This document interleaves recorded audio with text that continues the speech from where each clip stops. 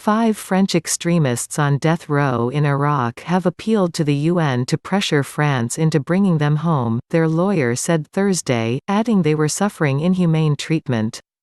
11 French nationals were sentenced to death last year in Iraq and 3 others to life imprisonment after being convicted of membership of Isis. The prisoners were all captured in Syria and transferred to Iraq for trial. None of the executions have been carried out so far, with France regularly reiterating its opposition to the death penalty. Lawyer Nabil Boudi said that Brahim Nahara, Bilal Kabaoui, Leonard Lopez, Fadil Tahara Ouidata, and Murad Delam, who were among the 11 on death row, had suffered inhumane and degrading treatment in Iraqi prisons. The French government was perfectly informed of the situation, but was not acting to stop it, he alleged, emphasizing that the state had a duty to offer consular protection to all French citizens, without exception. Boudi has appealed to the United Nations Committee Against Torture, which monitors the implementation by member states of the UN Convention Against Torture, to take provisional protective measures, to avoid the complainants suffering irreparable harm. He also asked the Geneva-based committee to condemn the French state for refusing to bring the extremists home to face trial in France.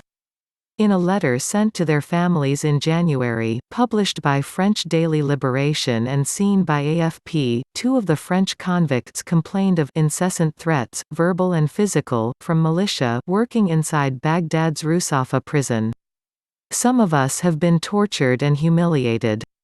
The pressure is so great that some among us have closed themselves off and start talking to themselves and are better off dead," Brahim Nahara and Fadil Tahara Ouidata wrote.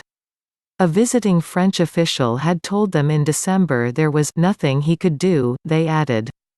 The NGO Human Rights Watch in May reported the use by Iraqi interrogators of a range of torture techniques, including falaka or beating them on the soles of their feet, and waterboarding, which simulates drowning.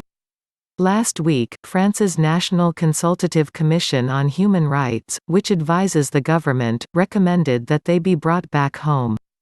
But with public opinion in France, where over 250 people have been killed in extremist attacks since 2015, firmly against allowing them to return home, President Emmanuel Macron's government is loath to take them back.